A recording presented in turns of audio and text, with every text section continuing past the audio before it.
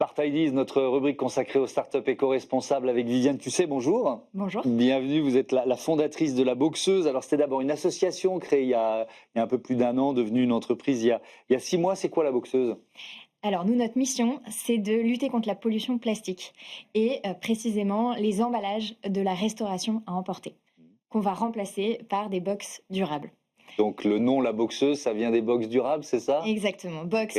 boxeuse, mais Mhm. aussi le combat contre le jetable et donc l'impact qu'on veut avoir. Comment vous êtes passé d'une association à une entreprise et pourquoi? L'association, c'était parce que c'était vraiment le but de sensibiliser et en fait, on a voulu démarrer une commercialisation et ça nous a paru plus pratique de pouvoir le faire sous forme commerciale il y a 6 mois. Alors donc on parle à la fois de contenants réutilisables et d'une appli, c'est ça? Comment ça fonctionne? Exactement. Donc nous, on s'adresse en particulier aux entreprises Mhm. dont les collaborateurs vont chercher leur repas autour du lieu de travail et donc qui reviennent avec du jetable, qui remplissent les poubelles ensuite. Nous, on va inciter et récompenser les collaborateurs à faire le geste de prendre à emporter dans des box durables plutôt que dans du jetable.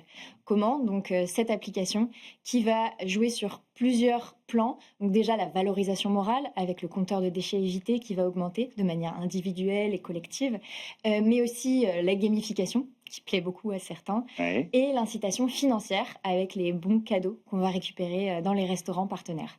D'accord, donc ça veut dire que si moi je suis un salarié qui décide d'utiliser cette box réutilisable, je vais pouvoir récupérer quelle somme par mois, par exemple? Alors c'est J'imagine une ça dépend, effectivement, mais bon. Ouais, tout à fait. Alors il y a un facteur chance parce Ah, que il y a une loterie? c'est une loterie, ouais, D'accord. et c'est des bons cadeaux de 10 € généralement. Mhm. Donc plus on utilise la box, plus on a de chances de gagner. C'est à chaque fois comme si on achetait un ticket de loterie finalement. Et donc les restaurants sont ravis de pouvoir participer à cette incitation parce qu'ils économisent sur le coût du packaging forcément. Évidemment, eux aussi, quels freins vous rencontrez? Parce que là, on est dans une logique d'économie circulaire, de généralisation du réemploi. Est-ce qu'il y a des freins? Et alors peut-être côté restaurateur et puis côté consommateur. On commence par les restaurateurs. Les restaurants, il y en a assez peu. Oui. Le seul qu'on entend parfois, c'est «Ah, j'ai déjà testé et ça fonctionnait pas». Mmh. Mais là, on leur explique qu'en fait, ils vont rien avoir à faire.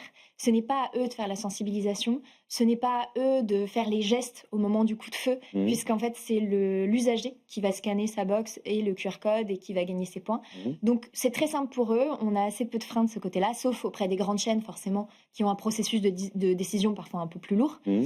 Et chez les usagers, c'est le changement d'habitude. Et ça, même si nous, notre expérience, elle est très fluide et qu'il y a très peu finalement d'irritants, ah bah, un changement d'habitude, surtout pour quelque chose d'aussi établi que la pause déjeuner qu'on a, Mmh. voilà, qu'on a répété tous les jours de sa vie, c'est pas toujours évident.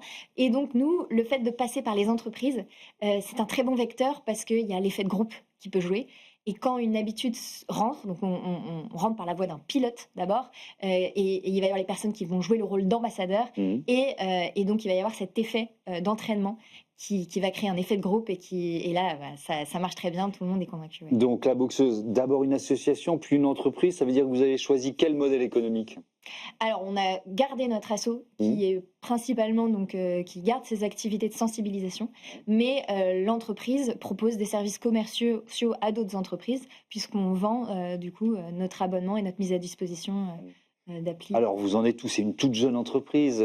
Pour l'instant, Oui. vous êtes basé en région parisienne. Vous ambitionnez voilà, de pouvoir aller dans d'autres villes? Oui, alors on est déjà dans 2 villes, Ouais. on est à Paris et à Bordeaux. Et là, pour 2026, c'est très encourageant puisqu'on va ouvrir plein de nouveaux quartiers à Paris parce qu'on a plein d'entreprises qui vont démarrer des pilotes prochainement. Ouais. Et évidemment, bah oui, à terme, dans toutes les grandes villes de France, dans l'idéal. Votre développement dépend des entreprises partenaires, si je comprends bien? Ouais, Il faut d'abord les convaincre avant de se dire: «On y va», quoi, c'est ça? exactement. Nous, Ouais. c'est par là qu'on rentre, ouais.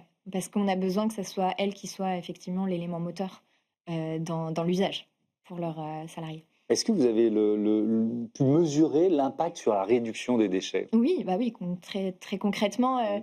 dans une entreprise, où il va y avoir, par exemple, 200 salariés, on va voir qu'on va éviter, entre, 2 et 3 sacs poubelles par jour, grâce à notre solution. Enfin, des gros sacs poubelles. Oui. Donc c'est assez chouette. Après, on a aussi les indicateurs en empreinte carbone, en poids de déchets évités, mais celui-là, c'est le plus parlant pour les gens en général.